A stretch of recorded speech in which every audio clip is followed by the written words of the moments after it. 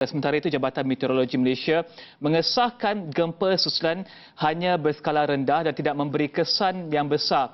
Dan untuk perkembangan lanjut, kita terus bersama Pengarah Pusat Gempa dan Tsunami Jabatan Meteorologi Malaysia, Dr. Wan Azli Wan Hassan. Dan Doktor, mungkin Doktor boleh ulas mengenai kejadian gempa yang berlaku pagi tadi serta gempa susulan yang berlaku selepas itu. Berapa lama lagi gempa susulan dijangka akan berlaku dan apakah tahap berjaga-jaga yang perlu diambil oleh penduduk di kawasan Sabah? Okey, terima kasih. Ya, sebagaimana yang kita ketahui bahawa gempa pada pagi tadi pada jam 7.15 pagi berskala Richter 5.9. Dan susulan itu juga ada berlaku gempa susulan tetapi berskala lemah saja sehingga ke petang kita beberapa siri gempa susulan tersebut walaupun berskala rendah dia terjadi beberapa siri tak kurang daripada 20 gempa susulan tersebut. Walaupun sebagaimana saya sebut tadi gempa tersebut hanya rendah saja, lemah saja skalanya. Namun saya kira bangunan-bangunan di Sabah mungkin tidak bersedia untuk berdepan dengan gempa bumi. Jadi adakah gempa yang berskala kecil itu pun turut akan memberikan ancaman kepada struktur bangunan-bangunan di negeri tersebut ataupun bagaimana? Adakah mereka harus mengambil tindakan berhati-hati lebih lagi ataupun bagaimana? Untuk negeri Sabah biasa gempa berskala kecil ni agak biasa berlaku. Okey. Biasa, tetapi yang sederhana di sini bermaksud 5 skala Richter 5 hingga 6. Jadi pada 5.9 macam contohnya pada pagi tadi itu adalah berskala sederhana tapi hampir kepada berskala kuatlah.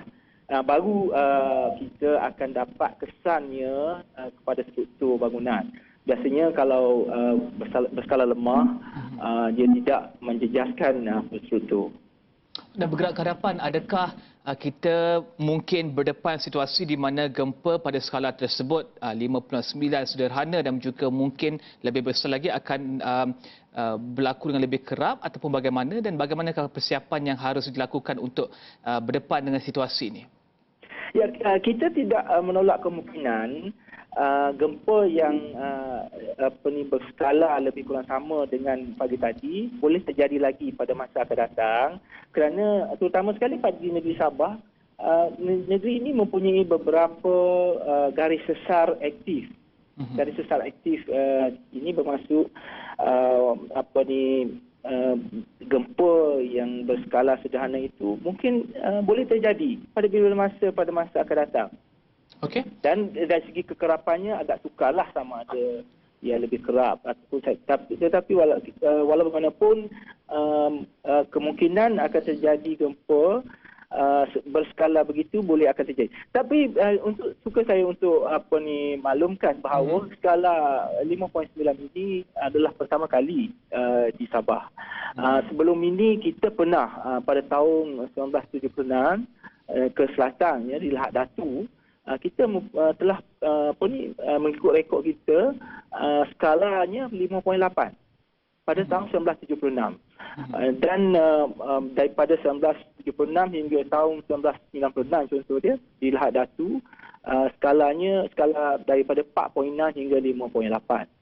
Di garis sesar Tabing berhampiran kita ada rekod sekali gempa bumi berlaku pada skala 5.6 pada tahun 84. Okey. Jadi jarak masanya agak lamalah, bukan terjadi setiap tahun contohnya. Walaupun yang berskala lemah dia lebih kerap berlakulah di negeri Sabah. Okey, terima kasih Dr. Wan Azli Wan Hassan, Pengarah Pusat Gempa dan Tsunami Jabatan Meteorologi Malaysia membincangkan tentang gempa yang berlaku pada pagi tadi.